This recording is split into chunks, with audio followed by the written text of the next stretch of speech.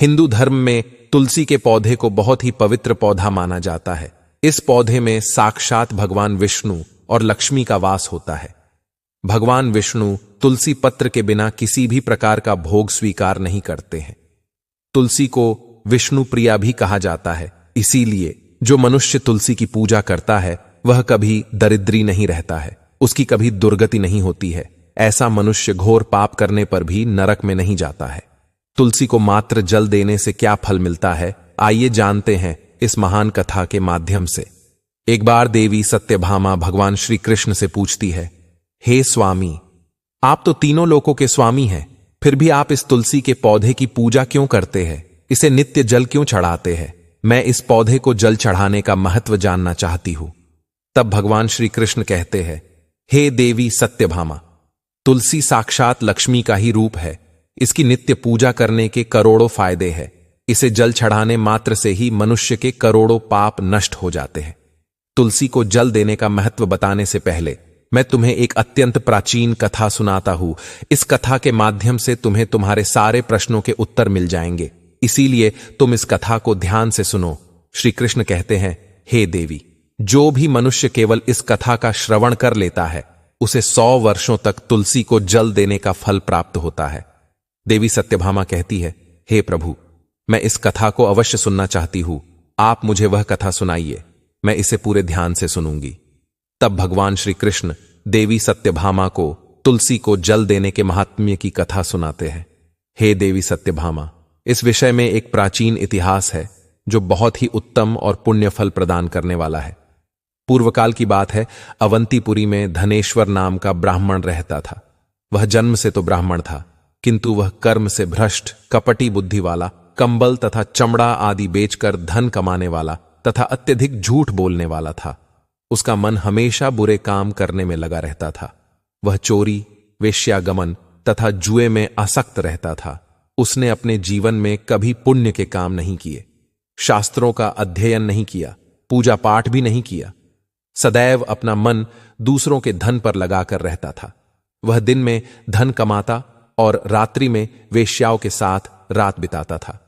इस प्रकार से वह अत्यंत पापी धनेश्वर ब्राह्मण अपना जीवन केवल पाप करने में व्यतीत करता था। उसने अपने मुख से कभी भगवान विष्णु का नाम भी नहीं लिया और न कभी देवी देवताओं का पूजन किया। इस प्रकार से पाप करते हुए उसे अनेक वर्ष बीत गए। फिर वह धनेश्वर ब्राह्मण खरीदी बिक्री करने के लिए माहिष्मतीपुरी में जा पहुंचता है।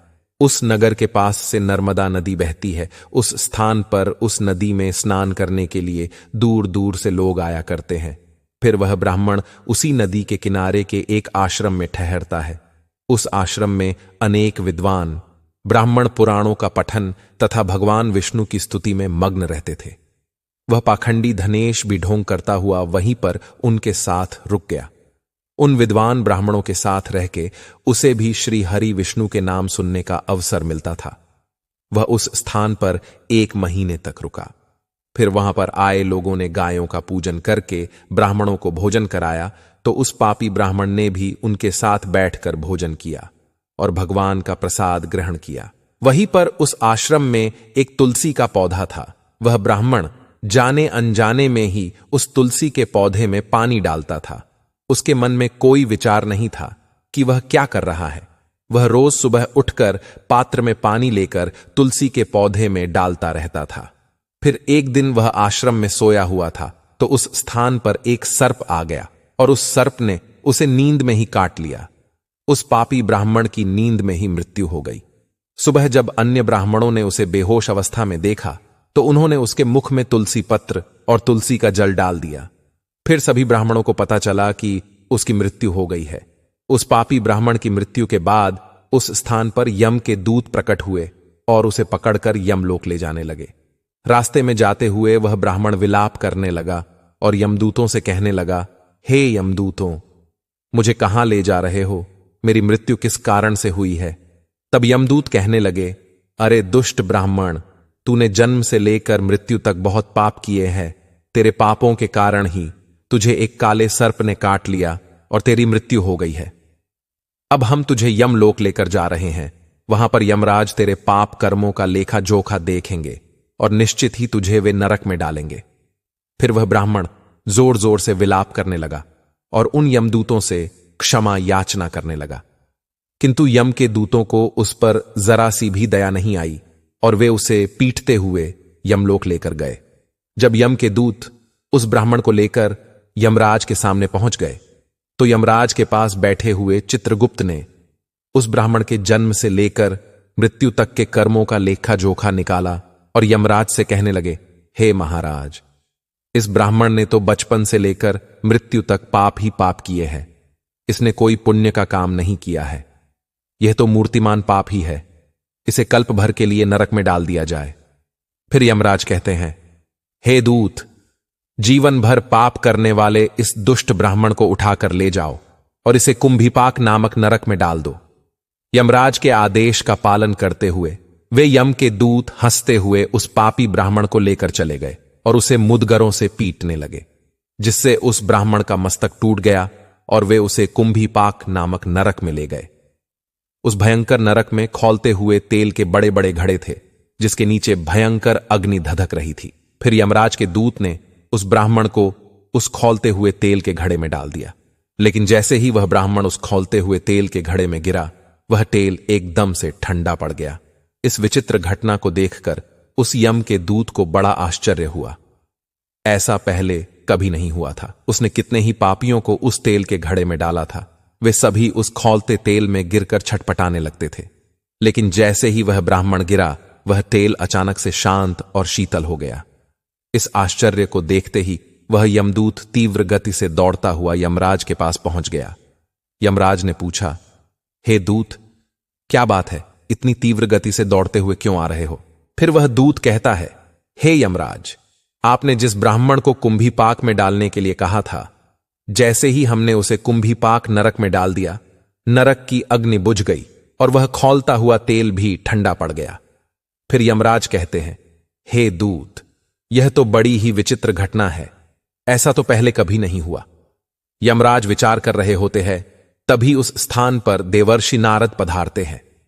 देवर्षि नारद को देखकर यमराज अत्यंत प्रसन्न होते हैं और उन्हें प्रणाम करके उनका स्वागत करते हैं। फिर यमराज नारद जी से कहते हैं, हे देवर्षि, आप उचित समय पर आए हैं। हमने आज एक अत्यंत पापी ब्राह्मण को कुंभीपाक नरक में गिराया है, किंतु उसके गिरते ही नरक की अग्नि ठंडी पड़ चुकी है और खौलता हुआ तेल भी शीतल बन गया है। तब देवर्षि नारद यमराज से कहने लगते हैं, हे धर्मराज, आपने जिस ब्राह्मण को कुंभीपाक नरक में डाला है, वह नरक में डालने योग्य नहीं है, क्योंकि इस ब्राह्मण के द्वारा अनजाने में ही ऐसा कर्म हो गया है जो नरक का नाश करने वाला है। जो मनुष्य पुण्य करने वाले लोगों के साथ रहता है, उसे उनके पुण्य का भाग अवश्य मिलता है, और यह ब्राह्मण तो 1 महीने तक भगवान विष्णु के भक्तों के साथ रहा है। इस ब्राह्मण में आश्रम में रहते हुए नित्य तुलसी को जल अर्पण किया है, इसीलिए यह बहुत बड़ा पुण्यवान बन गया है। इसके समस्त पाप नष्ट हो गए हैं। यह ब्राह्मण अब विश्वलोक जाने का अधिकारी बन गया है। इस ब्राह्मण ने अनजाने में ही इतना पुण्य कमाया है जो जन्म जन्मांतरों में मनुष्यों को प्राप्त नहीं होता है। इसीलिए आप इसे नरक में न पकाओ। इस ब्राह्मण के पापों के लिए इसे केवल इतना दंड दो, इसे नरक लोक का दर्शन कराओ। देवर्षि की बात सुनकर यमराज अत्यंत प्रसन्न होते हैं और ब्राह्मण को कुंभीपाक नरक से निकालकर लाते हैं और अपने दूतों से कहते हैं, हे दूत, इस ब्राह्मण महात्मा को ले जाओ और संपूर्ण नरकों का दर्शन कराओ। फिर यम के दूत उस ब्राह्मण को ले जाते हैं और संपूर्ण नरकों का दर्शन कराने लगते हैं।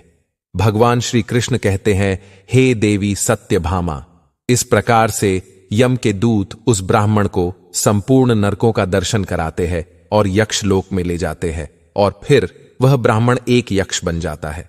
श्री कृष्ण कहते हैं, हे देवी, वनस्पति नाम तुलसी, मासा नाम कार्तिकः प्रिय, एकादशी तिथि नाम च क्षेत्राणाम द्वारका मम। वनस्पतियों में मुझे तुलसी प्रिय है, मास में कार्तिक मास, तिथि में एकादशी और क्षेत्र में मुझे द्वारका प्रिय है। इसीलिए जो मनुष्य नित्य तुलसी की पूजा करता है, तुलसी को जल देता है, वह मुझे सबसे अधिक प्रिय है।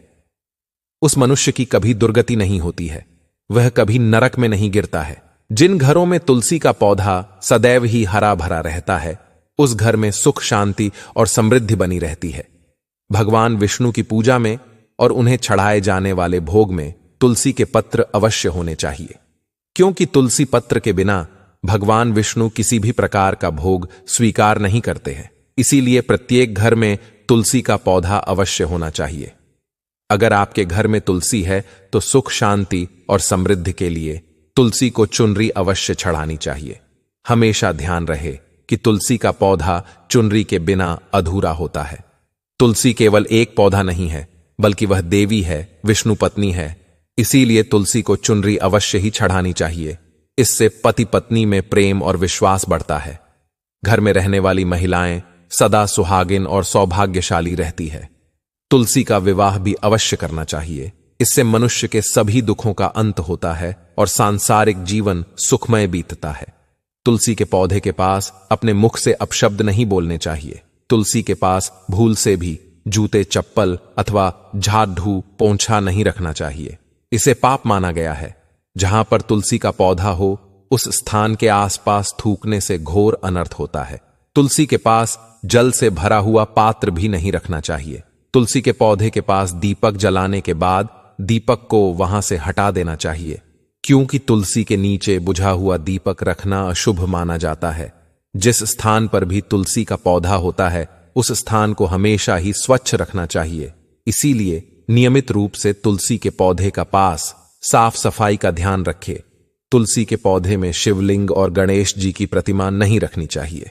साथ ही तुलसी के गमले में अन्य किसी भी प्रकार का पौधा भी लगाना अशुभ होता है। तुलसी के पौधे के पास कपड़े भी नहीं सुखाने चाहिए, अन्यथा कपड़ों से गंदा पानी तुलसी के पौधे पर गिर सकता है। ध्यान रहे, तुलसी के पौधे को नाखून से नहीं तोड़ना चाहिए। इससे तुलसी का अपमान होता है। यदि तुलसी के पत्ते सूख कर गिर जाते हैं तो उन्हें कचरे में नहीं फेंकना चाहिए। उन पत्तों को आप तुलसी की मिट्टी में ही दबा दें। रविवार के दिन तुलसी के पत्ते नहीं तोड़ने चाहिए और रविवार को तुलसी को जल भी नहीं चढ़ाना चाहिए। बाकी अन्य दिन नित्य बिना चुके तुलसी को सुबह जल देना चाहिए और शाम के समय एक दीपक जलाना चाहिए। अक्सर महिलाएं स्नान के बाद अपने बाल खुले रखकर ही तुलसी को जल देती है। ऐसा करना गलत होता है। महिलाओं को हमेशा ही अपने बाल बांधकर माथे पर सिंदूर लगाकर ही तुलसी में जल देना चाहिए। इससे तुलसी का आशीर्वाद प्राप्त होता है। घर में तुलसी का पौधा लगाते समय ध्यान रहे कि इसके लिए गंदी मिट्टी का उपयोग न करें। तुलसी के पौधे के लिए शमशान की अथवा गंदगी वाले स्थान की मिट्टी का कभी उपयोग नहीं करना चाहिए। इससे तुलसी मां रूठ जाती है और सूखने लगती है। तुलसी का पौधा कभी गंदे स्थान पर नहीं लगाना चाहिए, जैसे नाली अथवा बाथरूम के पास तुलसी का पौधा कभी नहीं रखना चाहिए, अन्यथा गंदा पानी तुलसी के पौधे में गिर सकता है, जो बहुत ही अशुभ माना गया है। घर में तुलसी का पौधा कभी सूखना नहीं चाहिए। शास्त्रों में ऐसी मान्यता है कि तुलसी का पौधा सूखना अकाल मृत्यु की सूचना देता है। घर में तुलसी का पौधा सूख जाए तो घर की सुख समृद्धि खत्म हो जाती है। सूखी हुई तुलसी में मां लक्ष्मी का वास नहीं होता है। शास्त्रों के अनुसार मासिक धर्म के दौरान महिलाओं को तुलसी के पौधे में पानी नहीं डालना चाहिए और तुलसी को स्पर्श करना भी वर्जित है। तुलसी को बिना स्नान किए जल नहीं देना चाहिए और पैरों में चप्पल आदि पहनकर भी तुलसी को जल ना दे। तुलसी को जल देते समय ध्यान रहे कि वह जल आपके पैरों पर ना पड़े। इससे तुलसी का अपमान होता है। श्री कृष्ण कहते हैं, नित्य तुलसी के दर्शन से मनुष्य को स्वर्ग की प्राप्ति होती है और तुलसी पत्र के सेवन से उसके सभी पाप नष्ट हो जाते हैं। तुलसी का पौधा हमेशा ही घर के सामने लगाना चाहिए। इसे पूर्व अथवा उत्तर दिशा में लगाना सबसे अधिक शुभ होता है। तुलसी के पास मरुस्थलीय पौधे रखना बेहद अशुभ माना जाता है। ऐसे पौधों से नकारात्मक ऊर्जा निकलती है। शास्त्रों में कहा गया है, जिन पौधों से हरी भरी कलियों की उत्पत्ति ना हो, उसके स्थान पर कांटे निकलते हो, तो ऐसे पौधों को तुलसी के पास कभी रखना नहीं चाहिए। शास्त्रों में केले के पौधे का विशेष महत्व बताया गया है। अगर तुलसी के पास केले का पेड़ लगा देते हैं तो कई गुना अधिक लाभ प्राप्त होंगे। केले के पेड़ में भगवान विष्णु का वास होता है। इसे तुलसी के पास लगाने से घर में सुख समृद्धि आती है। तुलसी के पौधे में शालिग्राम भी अवश्य रखना चाहिए। तुलसी के गमले में शालिग्राम रखने से तुलसी का और भी अधिक शुभ प्रभाव आपको देखने को मिलेगा। शालिग्राम भगवान विष्णु का निराकार रूप माना जाता है। यह काले रंग का पत्थर होता है जिसे विलक्षण और मूल्यवान माना गया है। इसे अगर तुलसी के गमले में रखेंगे तो आपके घर से संपूर्ण नकारात्मक ऊर्जा नष्ट हो जाएगी। घर में केवल एक ही शालिग्राम की पूजा करनी चाहिए। पुराणों में कहा गया है, भगवान विष्णु की मूर्ति से कई ज्यादा उत्तम होता है शालिग्राम की पूजा करना। शालिग्राम को चंदन लगाकर उस पर एक तुलसी का पत्ता रखना चाहिए। प्रतिदिन शालिग्राम को पंचामृत से स्नान कराना चाहिए। ऐसा करने से सभी जन्मों के पाप नष्ट होते हैं। शालिग्राम सकारात्मकता और सात्विकता का प्रतीक होता है। तो दोस्तों, इस प्रकार से भगवान श्री कृष्ण ने देवी सत्यभामा को तुलसी के पौधे को जल देने का महत्व बताया है और घर में तुलसी का पौधा लगाने के नियम बताए हैं। आपको यह कथा कैसी लगी कमेंट करके जरूर बताएं। जानकारी अच्छी लगी तो वीडियो को लाइक जरूर करें। साथ ही कमेंट में जय श्री कृष्ण और जय मां तुलसी जरूर लिखें।